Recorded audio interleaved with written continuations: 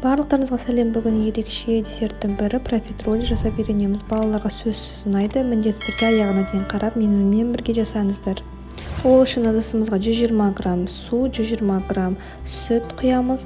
Одан кейін үстіне 100 грамм сары май саламыз. Барлығын жақсылап араластырамыз. Шым-шым тұз саламыз, 10 грамм қант саламыз. Барлығын қайнатамыз. Қайнағаннан кейін кішкенеден 150 грамм ұнымызды араластыра отырып саламыз. Заварное тесто жасаймыз. Астында осындай тестаны іздері қалса дайын деген сөз. Енді газдан алып кішкене суытып, одан кейін 6 жұмыртқаны бір-бірден салып араластырамыз. Қасықтың немесе миксердің көмегімен жасауға болады.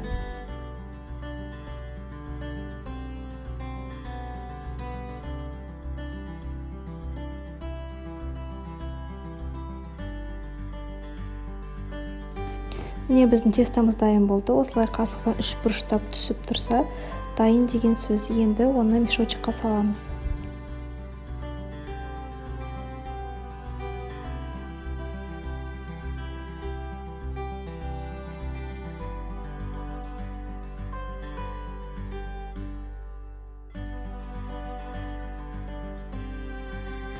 Пергаментіміздің үстіне май жағамыз, одан кейін профитролиларымызды отырғызамыз.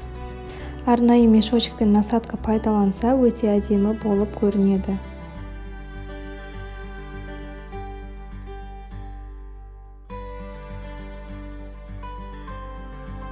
Барлығын отырғызып болғаннан кейін осылай қолымызды сулап, үстерін осылай басып шығамыз.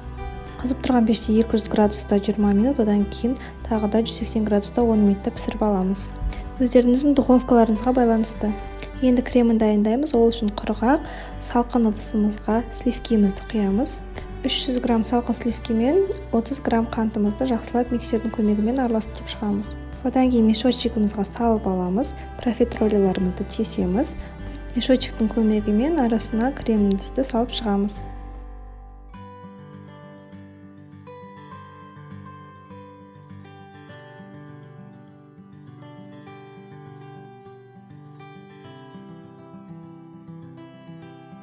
Қалған кремімізді осылай үстіне оформление жасауға болады, немесе шоколадный соус құюға болады.